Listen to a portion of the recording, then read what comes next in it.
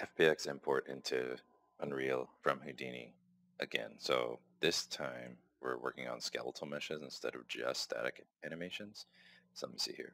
Okay, so got it working and all these other failed experiments here, but this one in the center is nanite capable and it has the animation. So the way this works, the way that they're doing this is they have you have a skeletal mesh and then you just attach a bunch of static meshes to the sockets here.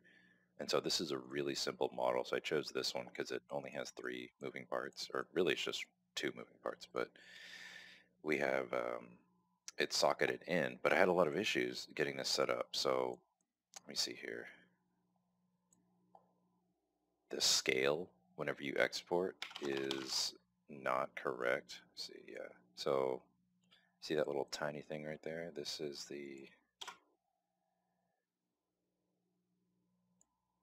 trying to see if I get it to, oh, it just froze, hold on. Okay, so whenever we would attach to a socket, the size just explodes and then it loses its orientation. So for example, let me grab one that is not working, which I think this is 8. So I had to try a few times, a bunch of different export patterns. This one might not be, this might be a bad example, let me see. Okay, so here's this left one. So here's this normal scale, and we have the original skeletal mesh hidden, but so if we show it up here, that's what it looks like. And if we socket it, oh my gosh, did this one work? Okay, maybe I got it working by the time I had 8, and then I needed to fix the orientation or something like that, but we switched to this one as an example, because it took me a while to get it working, and yeah, here we go, this one's bad. Okay, so it's hard to tell right now, but this is super giant. Let me make these invisible so you can see the scaling problem with the sockets. There's like a bug or something with the Unreal.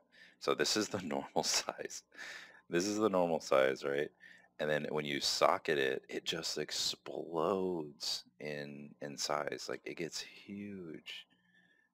So I couldn't figure out how to fix that, and I thought it was, I mean, maybe it is something I'm doing, but you have to export it a very specific way to get it to like work with sockets. And so I'm going to show that in just a second here. Where is the, oh, yeah, here we go. So if I take this off a socket, so what you'll see is it's normal size now. And as soon as I socket it, it just explodes. And I even try to use like an actual socket, and yeah, it's just huge. Like, and then it turns it sideways. I was like, what the heck is going on? Okay, so here's what's going on, as far as I can tell.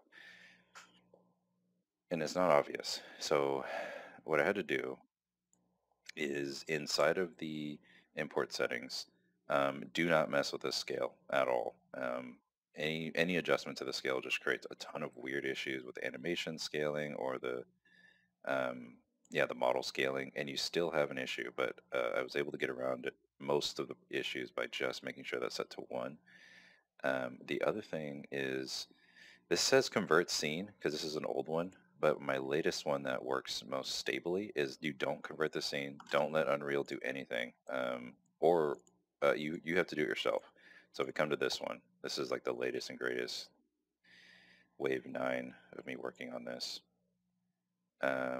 In here, so you'll notice I'm not converting scene, I'm not converting unit, and I just pull it in as is. And so what we're going to do, and that's for the static mesh, and then for the skeletal mesh, it's going to be the same thing. And then for the animations, it's going to be the same thing. You just make sure you're not doing any conversions whatsoever. And in Houdini, we are going to perform those conversions. We have a top net for automating all of these exports here, but we can change the part index to get the static mesh, like the high definition static mesh export for each individual part. And then we have just a plain skeleton output with no animations.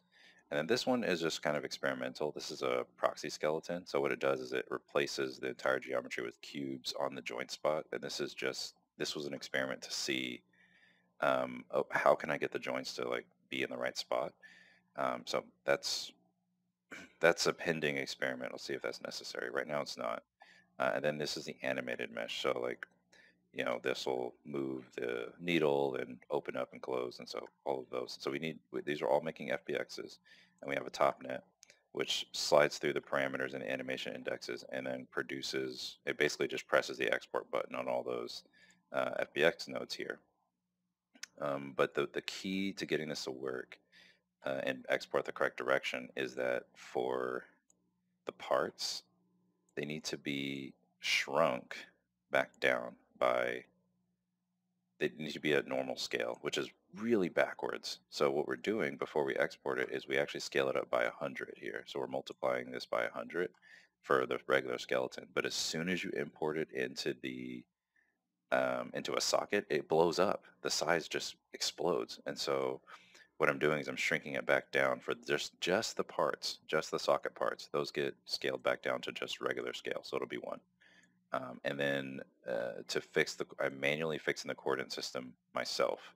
So and this is where it's tricky and non-intuitive for where is it? Over here. Yeah. So we're fixing the coordinate system in the FBX output here.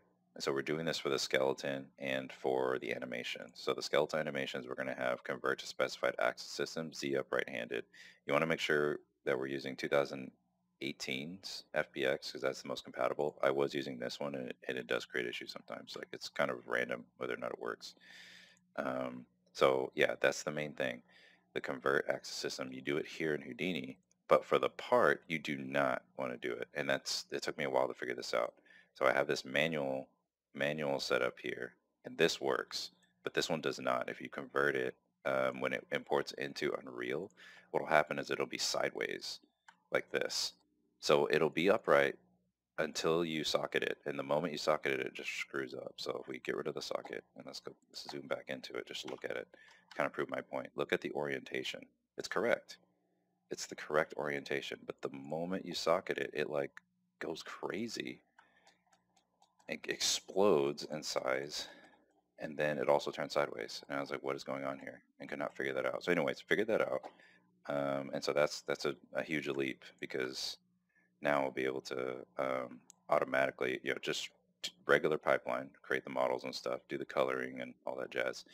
And then when we can just animate in Houdini. I prefer animating in Houdini anyways. And then I can export an optimized proxy skeleton that just doesn't have much geo. It's just a minimum geo for Unreal. So that may be unnecessary, but just trying to optimize for not having a bunch of extra geo that's being loaded into memory at runtime. And then all we do is load the static meshes and stack them into the sockets. So for now, that does work.